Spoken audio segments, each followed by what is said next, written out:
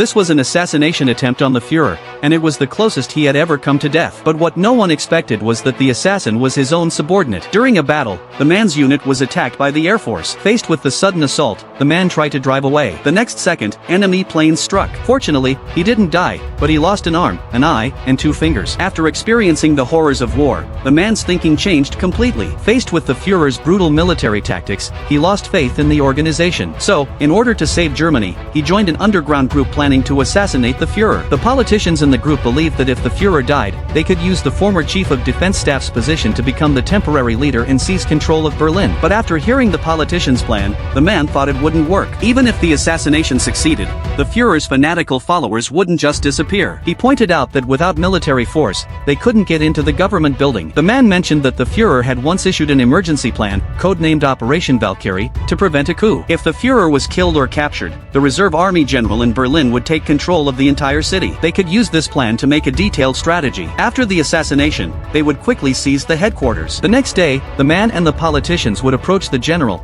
offering him a high position in the new government. The general, eager for promotion, didn't agree immediately, but he didn't refuse either. His attitude was to support whoever won. As long as the Führer was still alive, he would remain loyal to him. On the day of the operation, the man purposely cut his neck while shaving. After entering the headquarters, he used the excuse of a bloodstained collar to go to the changing room. There, he activated 2 timed bombs. Just then, a soldier outside opened the door. The man quickly wedged his foot against the door, and in the chaos, his subordinate stuffed one of the bombs into his bag. Now he only had 1 bomb left. Because of the weather, the meeting was moved to a nearby wooden cabin. Once inside the conference room, the man deliberately stood close to the Führer and placed his briefcase under his feet. If everything went as planned, he would die. Then, a call from the organization came into the headquarters. The man left the room to answer it. At that moment, the Führer was raging at the meeting. The briefcase was knocked over by a slap. An officer noticed and moved it to the other corner of the table. This action saved the Führer's life.